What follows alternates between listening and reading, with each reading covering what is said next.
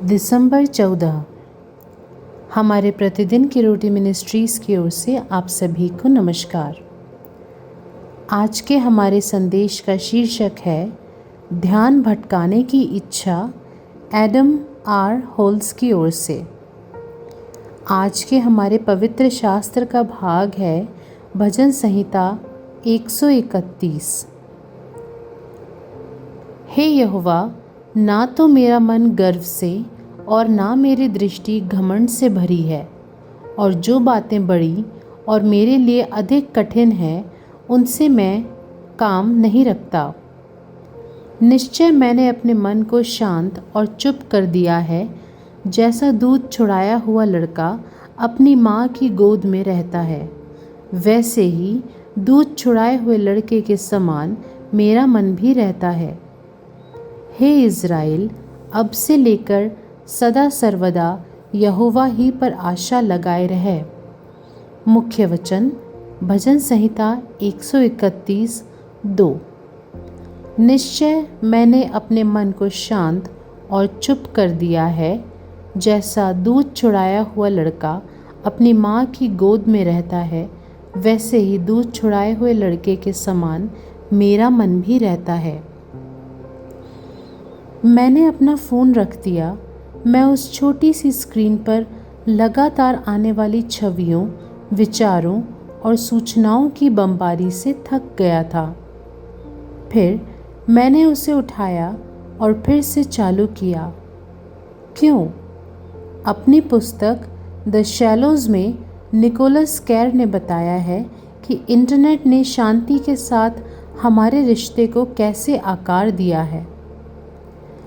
Net जो कर रहा है वो मेरी एकाग्रता और चिंतन की क्षमता को कम कर रहा है।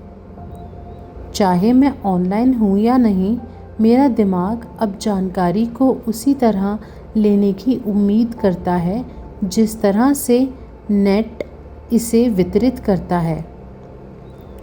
कणों की एक तेज़ गति से चलने वाली धारा में एक बार मैं शब्दों के समुद्र में एक स्कूबा गोताखोर था।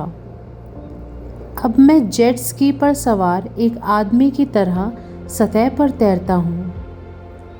मानसिक जेट स्की पर जीवन जीना स्वस्थ नहीं लगता, लेकिन हम कैसे धीमा होना शुरू करें शांत आत्मिक जल में गहराई से गोता लगाने के लिए।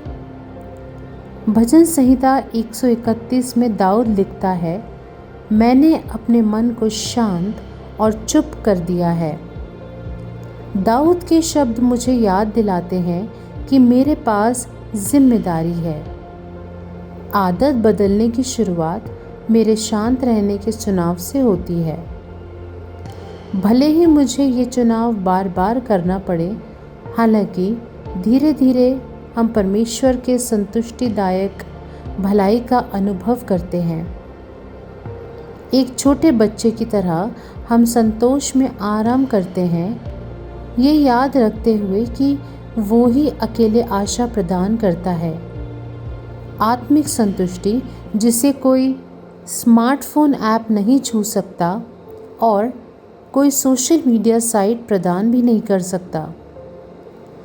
टेक्नोलॉजी परमेश्वर के सामने चुपचाप शांति से आराम करने की आपकी क्षमता को कैसे प्रभावित करता है? क्या आपने फ़ोन आपकी संतुष्टि में योगदान देता है?